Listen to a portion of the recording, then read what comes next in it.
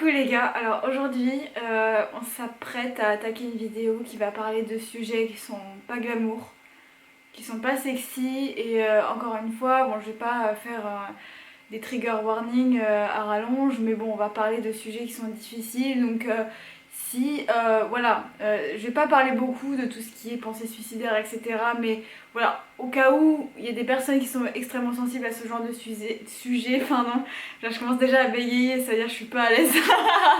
Voilà, moi je rigole, mais bon, c'est évidemment pour masquer que là, clairement, on va s'attaquer à un sujet qui est difficile. Et j'ai vraiment hésité avant de décider de tourner cette vidéo. Je me suis dit, est-ce que je vais vraiment raconter ça, etc. Et en fait, je viens de regarder là à l'instant une vidéo de Julie Daché sur la dépression et les antidépresseurs et tout et tout et tout. Et je me suis dit, bah attends, elle le raconte, donc bah pourquoi est-ce que moi je le raconterais pas? Pourquoi est-ce que c'est tabou? Pourquoi est-ce que bah j'oserais pas parler de ça?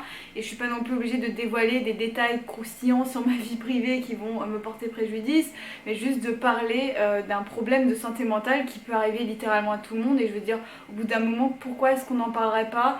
Voilà, je suis pas obligée de tout dire non plus, donc voilà, c'est ce qui m'a décidé à me dire ok, je vais quand même faire cette vidéo parce que vraiment, genre, ça touche un truc que j'ai vécu qui m'a vraiment fait beaucoup de mal et qui peut faire aussi beaucoup de mal à d'autres gens. Évidemment, beaucoup de gens vivent ça mais n'en parlent pas. Il y a très peu de vidéos sur YouTube sur le choc émotionnel à proprement parler. Je sais même pas s'il y a vraiment des vidéos là-dessus. Donc voilà, ça y est, j'aborde le sujet, je commence à en parler et tout. Et donc cette vidéo va exister tout simplement, voilà. Donc si tu suis ma chaîne assez activement, t'as vu passer dans mes propos des trucs du type oui, j'ai eu un choc émotionnel l'année dernière, etc. J'ai vécu un choc émotionnel, j'en ai parlé à maintes reprises, mais juste en l'évoquant comme ça, en mode ouais, j'en parle pas vraiment, genre juste je dis j'ai vécu un choc émotionnel, je dis pas pourquoi, etc. Alors déjà, si t'as envie de connaître des faits croustillants sur ma vie privée, même si je suis pas célèbre, tu vois, mais des fois, bon, internet c'est aussi un peu comme ça, tu vois. Je vais pas te dire quel est l'événement précis qui a causé mon choc émotionnel. Je vais pas te le dire pour plusieurs raisons. Déjà parce que j'estime que c'est vraiment ma vie privée, et deuxièmement parce que il y a d'autres personnes qui sont impliquées. Donc juste par respect pour ces personnes, par respect pour juste ma personne à moi, je vais pas du tout te dire qu'est-ce qui a causé mon choc émotionnel. Donc si t'es venu chercher un peu des ragots, du commérage, etc. sur ma personne, bah quitte la vidéo tout de suite, il n'y aura pas de ça. On est là juste pour parler de le choc émotionnel à proprement parler, comment je le vis, quels sont les symptômes, qu'est-ce qui se passe dans notre corps, qu'est-ce qui se passe dans notre tête, et comment est-ce que éventuellement on en guérit, on n'en guérit pas, comment ça peut se répercuter sur la suite de ce qui va se passer dans notre vie après le choc émotionnel. C'est vraiment de ça qu'on va parler, et c'est pas de ma vie privée, voilà, parce que encore une fois, tout simplement il y a des choses que je veux garder pour moi, c'est ma vie privée, et d'autres personnes sont impliquées tout simplement, et donc je sais très bien que ces personnes-là m'assassineraient publiquement si je parlais de ça, parce que tout simplement ça se fait pas, voilà. C'est aussi simple que ça, il faut un minimum de savoir-vivre quand même, surtout quand on publie des vidéos sur YouTube, donc voilà. Donc j'ai vécu un choc émotionnel effectivement en 2020, en septembre 2020, je crois que c'est ça, hein, c'était il y a un an. Oh mon dieu, c'était il y a un an. Ok. Voilà. Et il faut savoir que ce choc émotionnel, j'en vis encore les conséquences aujourd'hui. Donc ça fait un an, ça fait 12 mois que je l'ai vécu, et encore aujourd'hui je le ressens. Je ressens l'écho de ce qui s'est passé à l'époque. Juste pour te dire factuellement qu'est-ce qui s'est passé quand j'ai eu ce choc. Déjà un choc émotionnel c'est quoi? En fait c'est assez simple, c'est comme son nom l'indique, c'est un choc. C'est un choc. T'apprends une nouvelle qui te trauma. T'es là en mode ouais, non, non, non. Genre soit quelque chose de réellement catastrophique, par exemple, je sais pas, un proche qui décède, ou je sais pas, un truc vraiment brutal, tu vois, qui est vraiment genre grave, quelqu'un qui se suicide dans ton entourage. Je suis désolée, encore une fois, je suis désolée, je vais parler de sujets très sombres, donc si t'es facilement trigger par ce genre de sujet, voilà, fais attention à toi, ne regarde pas forcément la vidéo si voilà, ça te fait te sentir très mal. Mais voilà, tu apprends une nouvelle brusquement, de quelque chose de grave qui vient de se passer, etc. etc. Il faut savoir que quelque chose de grave, c'est différent pour chacun. Parce que ça c'est terrible, et ça il faut vraiment qu'on en parle les gars, c'est vraiment important. parfois il y a certains événements qui peuvent paraître anodins pour certaines personnes et qui pour d'autres peuvent paraître très très graves. J'ai donné un exemple très con. Non, pas si con que ça en fait, parce que finalement c'est pas mal, voilà. Mais imaginons une personne qui est pansexuelle. Je dis ça, bon, j'aurais pu me dire n'importe quelle autre sexualité, c'est pas la question. Imaginons une personne qui est pansexuelle, tu vois, et quelqu'un vient lui voir et lui dit ah, t'es pansexuelle, ça veut dire que t'aimes tout le monde, t'aimes même les animaux, tu vois, ce genre de truc. Et la personne qui est pan, elle se prend ça dans la gueule, elle se prend ce préjugé de oui, les pans aiment les animaux, couchent avec les animaux, etc. etc. Je suis désolée mon chien. Bouge tes oreilles. Mais voilà, imaginons cette personne se prend ça dans la gueule. La personne fait une attaque de panique parce que justement, elle peut pas supporter ce genre de propos, ce genre de préjugés qu'on porte sur sa sexualité. Et donc, elle va faire une attaque de panique. Et la personne qui est en face dit attends, tu vas pas faire une attaque de panique pour ça quand même, c'est quand même, voilà. Mais, et voilà, et bah justement, il est là le sujet, les gars. Pour la personne qui est pan et qui est très engagée dans le fait de défendre sa sexualité, c'est catastrophique d'entendre ce genre de propos. Pour elle, c'est affreux, c'est terrible et il n'y a pas à juger ça. Il n'y a pas à juger ça. Cette personne, elle a son vécu, elle a subi peut-être dans sa vie des tas et des tas de commentaires hyper dégradants envers le fait qu'elle est pan, et tout d'un coup on lui balance ça en mode ouais, tu couches avec des animaux, tu vois. Pour cette personne-là, c'est atroce, c'est atroce. Évidemment, pour la personne qui ne se sent pas concernée, qui est hétéro, qui a jamais vécu, qui n'a pas de proches qui sont concernés par la pansexualité ou la bisexualité, pour lui, ça semble rien du tout. Il a l'impression que c'est juste rien, c'est juste on rigole entre potes, tu vois. Donc c'est juste pour montrer à quel point il peut y avoir un décalage entre une personne et une autre, que chaque personne a son propre vécu, ses propres traumas, ses propres triggers négatifs, tu vois. Chacun a son propre système. Et il faut pas juger une personne parce qu'elle est trauma par un truc qui ne nous trauma pas du tout. Pareil, je vais donner un autre exemple, la mort des animaux de compagnie. Ça, c'est un énorme sujet.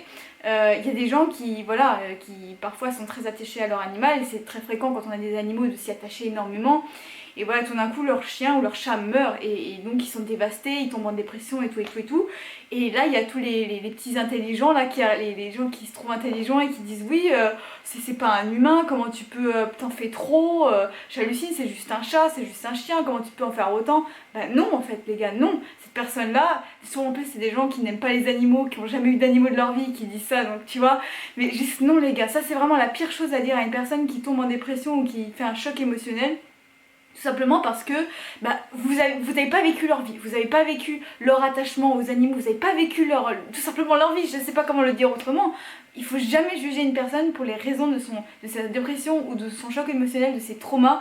Chacun a ses raisons, chacun a ses propres raisons, et on est tous extrêmement différents. Et ça c'est vraiment un truc que je veux vraiment partager sur cette chaîne, et tu le sais si tu me suis régulièrement, mais vraiment chaque humain fonctionne différemment, et chaque humain a son vécu et ses triggers. Donc voilà, ça c'était le premier truc important à dire, ça c'est vraiment vraiment important.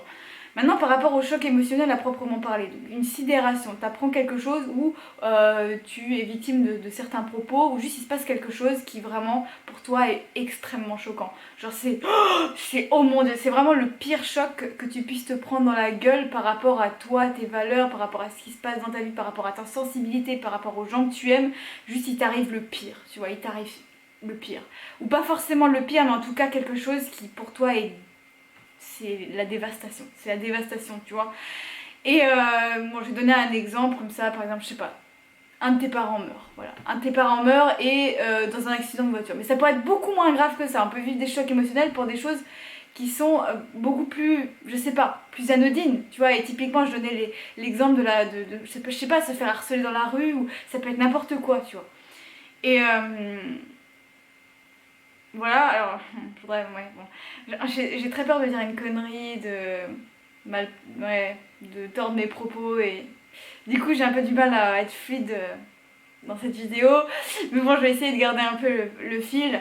Mais typiquement, ce qui m'est arrivé à ce moment-là, quand j'ai appris en fait la nouvelle, quand ça m'est arrivé, je me suis effondrée. En fait, j'étais toujours consciente, j'étais pas évanouie, mais en fait, mon corps ne répondait plus. C'est-à-dire que je suis tombée. Et je pouvais même plus faire ça avec mon doigt, hein. J'étais vraiment mon corps était à l'arrêt. Et c'était à tel point qu'on a dû me porter jusqu'à mon lit parce que je pouvais plus me lever, je pouvais plus m'asseoir, je pouvais plus rien faire, je pouvais plus boire, je pouvais à peine parler, c'est-à-dire je pouvais encore parler mais c'était vraiment ah ouais, ouais, oh, non, ouais, non, genre juste je pouvais à peine bouger ma bouche, tu vois. C'est vraiment genre le choc dans ce qu'il y a de plus profond. En fait, ce qui s'est passé, c'est que mon cerveau, il a ordonné à mon corps de s'arrêter pour que tout simplement je sois anesthésiée contre la douleur que j'étais sur le point de subir. Je m'en suis vraiment rendu compte parce que, en fait, au moment où l'anesthésie naturelle de mon corps est partie, c'est-à-dire le moment où j'ai pu de nouveau bouger mes mains, mon corps, de nouveau pouvoir me lever à peine, etc., je souffrais physiquement, mais d'une manière que je pourrais même pas décrire.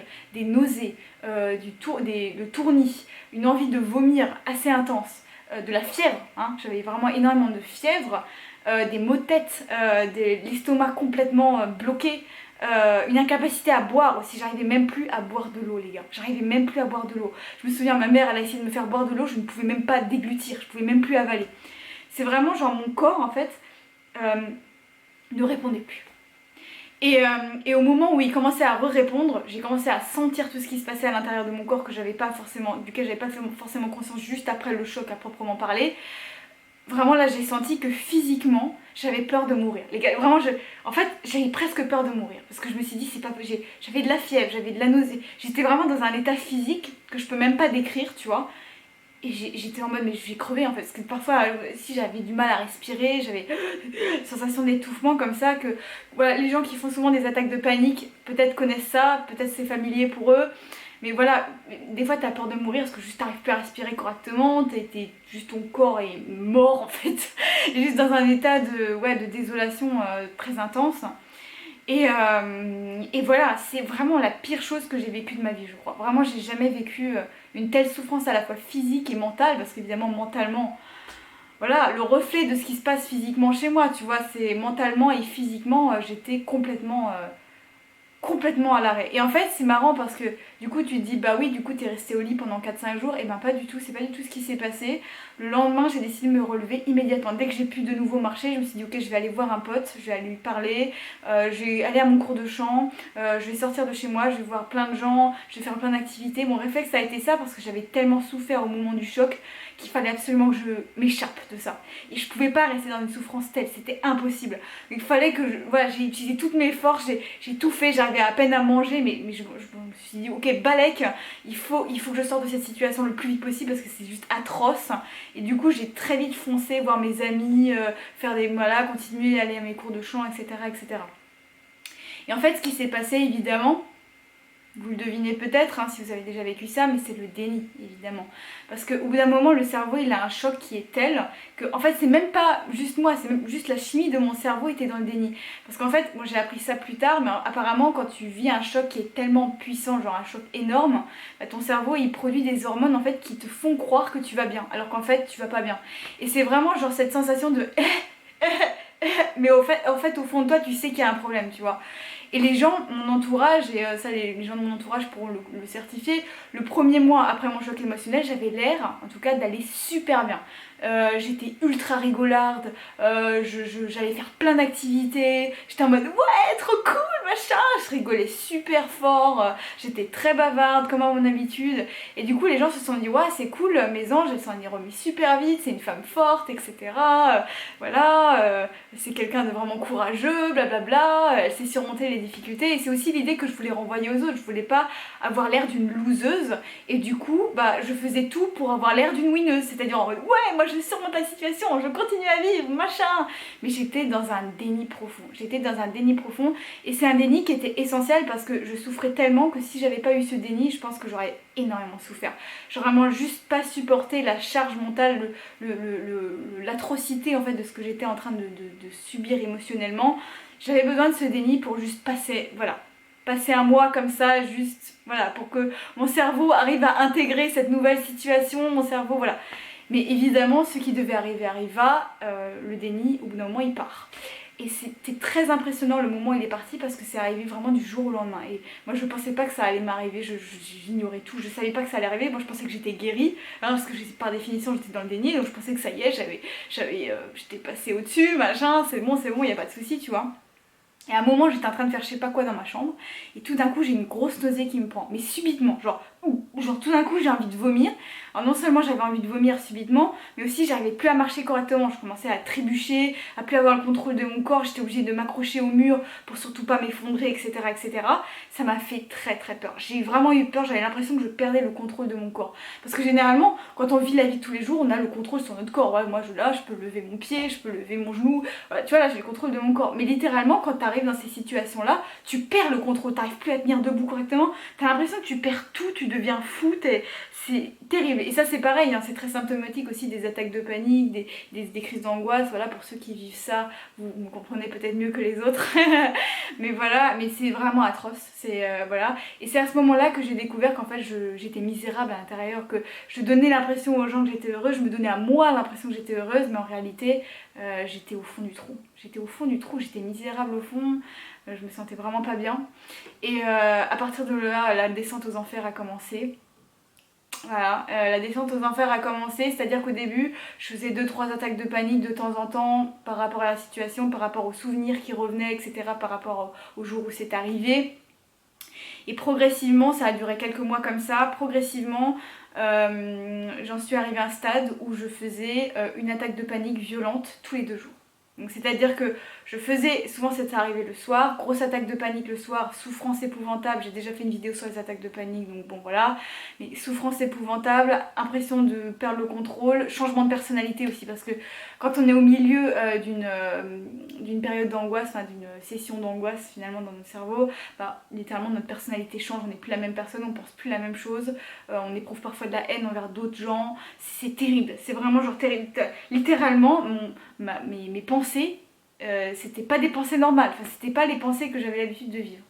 Et forcément à un moment j'ai commencé à avoir des pensées un peu suicidaires. Alors j'ai jamais sérieusement envisagé de me suicider, donc ça voilà, je tiens à le dire, mais en fait j'aimais bien me visualiser. Je suis désolée, c'est très très dur, hein. Voilà, c'est pas des choses joyeuses, mais j'aimais bien me visualiser en train de me jeter d'un pont. Ça me rassurait, genre je me mettais comme ça et je me visualisais en train de me jeter d'un pont en mode ah ouais, en finir, genre c'était ça. Et là j'ai vraiment touché le fond. C'était le mois de janvier dernier, c'était atroce. Et j'ai réagi beaucoup trop tard, c'est-à-dire que normalement j'aurais dû aller voir mon médecin tout de suite, ASAP, direct, bah non. Comme j'ai jamais vécu de choc émotionnel avant, que je faisais pas particulièrement beaucoup d'attaques de panique avant, bah j'ai jamais eu le réflexe, je sais pas, d'aller voir un psy ou un médecin, enfin jamais, ça m'a vraiment trotté la tête. Mais là je souffrais tellement que c'était devenu une évidence, et donc bah forcément je suis allée voir mon médecin. C'est aussi simple que ça, donc au bout d'un moment c'était clairement une urgence, hein. Après j'avais fait une attaque de panique particulièrement violente où c'était effrayant, c'était très effrayant, et donc voilà, et donc je suis allée voir mon médecin, elle m'a prescrit des choses à avaler, etc., etc., elle m'a donné des indications, etc., etc. Et il faut savoir que où est-ce que j'en suis aujourd'hui. Il faut savoir que quand on a fait un choc émotionnel, et ça je sais que toutes les personnes qui m'en parlent sur les réseaux, sur internet, sur YouTube et tout, il y a toujours un peu ce truc qui ressort, que en fait même parfois des années après, on peut encore sentir les effets du trauma qu'on a vécu. C'est jamais genre ça y est on est guéri et on n'y pense plus du tout et c'est plus un problème. Et c'est pour ça que j'ai adoré la vidéo de Hiram sur c'est une chaîne YouTube anglophone de skincare, hein.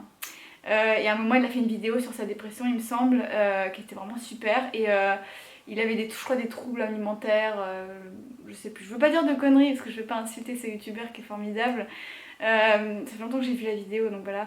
Mais il disait dans sa vidéo que justement il se sentait beaucoup mieux, mais que ça voulait pas dire que voilà, il avait plus du tout de pensées négatives, que il avait plus du tout de troubles alimentaires, que jamais ça lui... Voilà.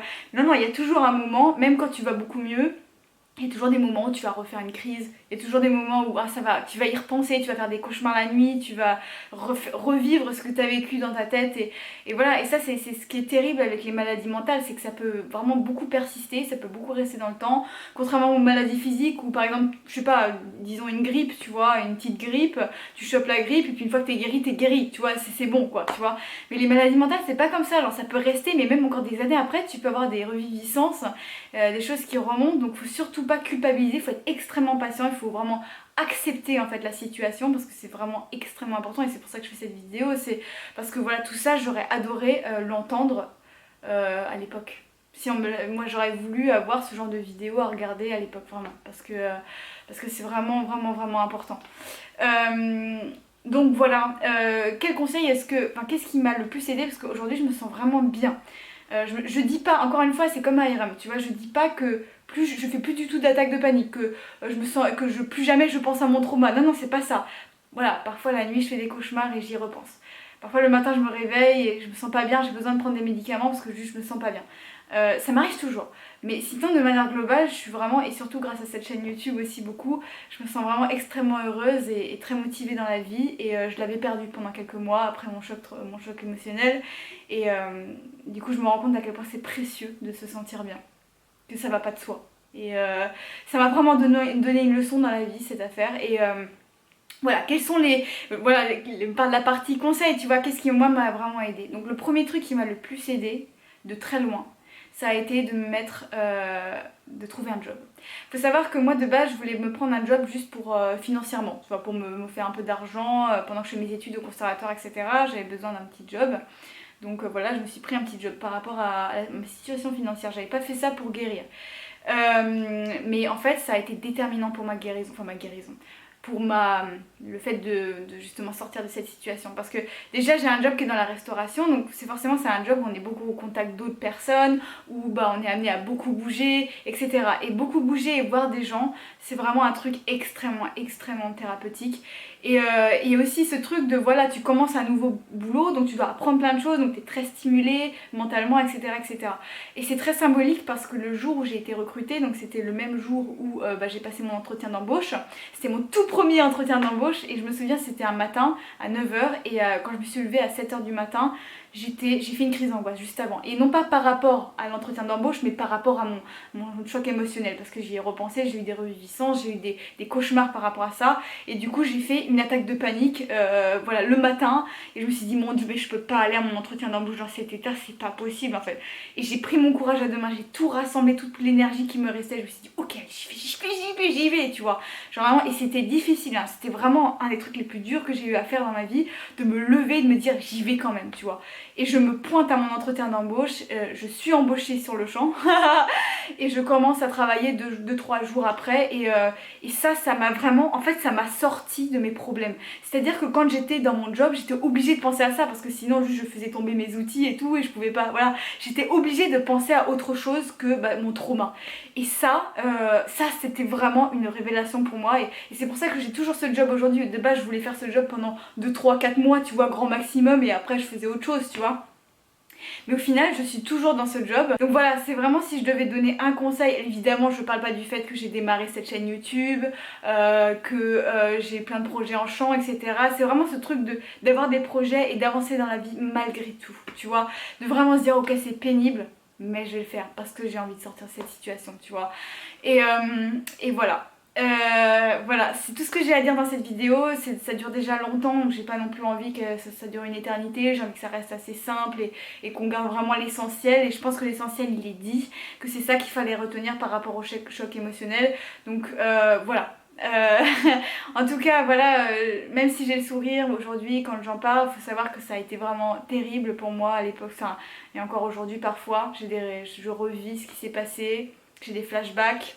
Je suis un peu dans un genre pas de stress post-traumatique, c'est pas non plus à ce point là, mais ça ressemble beaucoup en fait, hein. Mon médecin m'a dit aussi c'est très proche du stress post-traumatique, c'est littéralement tu revis la scène dans ta tête, t'as des angoisses que t'avais pas avant et tout et ouais c'est terrible quoi. Donc voilà, mes conseils principaux c'est vas-y démarre un truc fou dans ta vie, tu vois, un nouveau job, une nouvelle activité, un truc qui implique de bouger et d'être avec des gens de préférence, si c'est un truc particulièrement si t'es quelqu'un qui aime bien le contact avec les autres. Évidemment pour les introvertis c'est un peu différent mais voilà. Et deuxièmement, va consulter le plus vite possible parce que vraiment les maladies mentales si tu tardes, plus tu tardes et plus c'est galère après pour s'en débarrasser. Et les gens qui vivent des dépressions sévères t'en parleront mieux que moi, tu vois, vraiment les gens qui laissent s'installer la dépression et qui hésitent à consulter et au final ils y vont quand c'est trop tard ou quand c'est très très tard et que la dépression est super bien installée. Donc vraiment consulter et avancer dans la vie, c'est mes deux meilleurs conseils pour surmonter un choc post-traumatique. Écoutez, ça m'a fait super plaisir de vous parler de ça. Vraiment ça m'a fait du bien et j'espère que ça pourra aider certains d'entre vous et si, Voilà, et sinon j'espère que ça t'aura plu de discuter de ça avec moi. Et je te dis à demain pour un nouveau contenu et sur ce, dab.